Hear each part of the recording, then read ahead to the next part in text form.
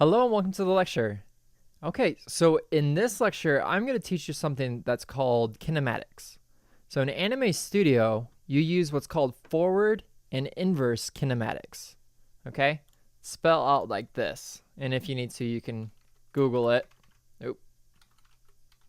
Forward kinematics. Okay? And basically all that means is just the motion of an object. There's a really scientific way of explaining it. It's usually used for robots, but whenever you're referring to animation, it's just the motion of the object. Okay, so we got our forward kinematics. And I'll show you what forward kinematics means. So Anime Studio uses both. It uses forward and inverse kinematics.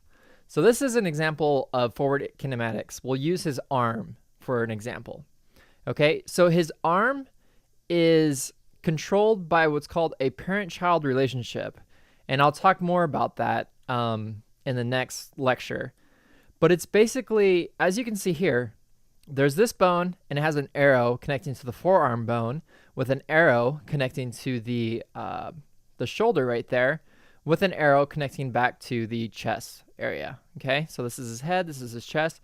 So everything goes back to this area, which then in turn leads to this bone right here is what's going to control the whole motion of the object. I'll explain it in just a little bit later. But all we're going to talk about right now is this parent-child relationship. Because this is what's referred to as the parent, all these children are leading back to the parent, which in turn lead back to the chest. This is going to be where you would use your forward kinematic. Let's go ahead and let's just use an example of what this is. So I'm going to use my manipulate bones tool, and I'm just going to move his arm up. Okay? So this is an example of forward kinematic. It's not controlling anything over here at the moment. The only thing that this is controlling is the forearm and the hand. So everything forward of this shoulder right here is what's considered forward kinematics because it's controlling everything that's in front of it. Okay? So as you can see here, it's stiff as a board, his arm. Inverse kinematics is the complete opposite. Think of a snake. A snake has its head, and then as it slithers, its whole body does like a follow through, right? I'm trying to do like a wave or a snake with his arm, and it's not really working. Okay, but that is an example of inverse kinematics. It's the exact opposite. So this is controlling everything that's in front of it. If I use his forearm, that's using a little bit of both because his forearm, if I hold Alt on the keyboard and just move this, will also use an example of forward kinematics. It's only controlling what's in front of it, which is the hand. Okay, so if I now take and I move the hand, it's going to control everything that's behind it, and that's your inverse kinematics. Okay, depending on how you rig your character, I can easily take this hand and move it, and it will control or it will move the rest of the body.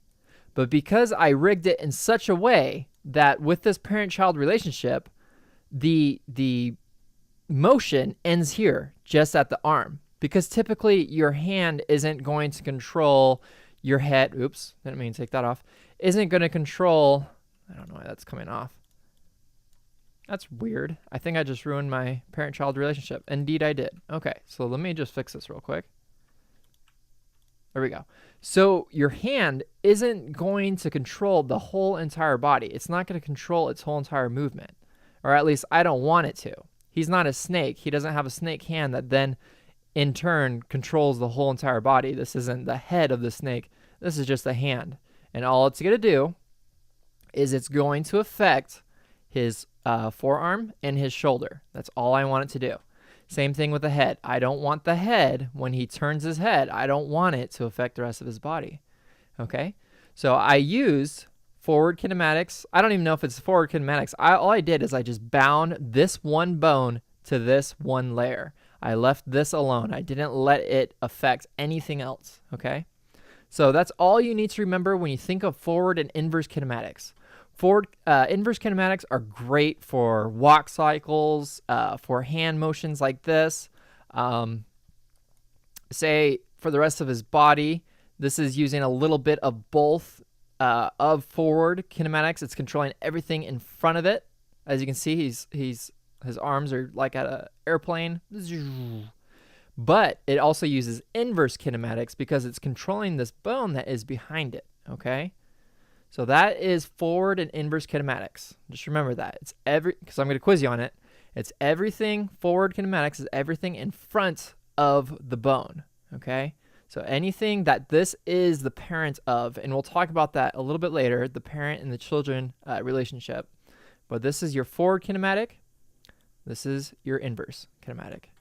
I hope this lecture has been helpful for you. This is important to know whenever you're thinking of motion. Well, it's also good to know just the technicalities of animation and what the words are that they use. But this is good for knowing the motion when someone refers to inverse or forward kinematic.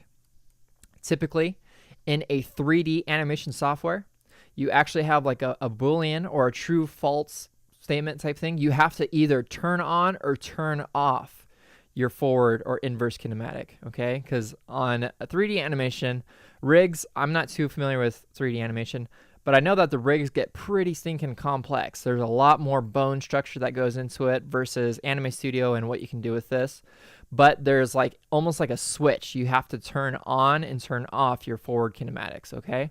But Anime Studio allows you to do this universally, which is really cool and really simple to get some really cool, fast animation effects. All right, so this is all I'm going to talk about for this lecture. Stay tuned for the next lecture. I'm going to talk about the parent to child relationship referring to your bones.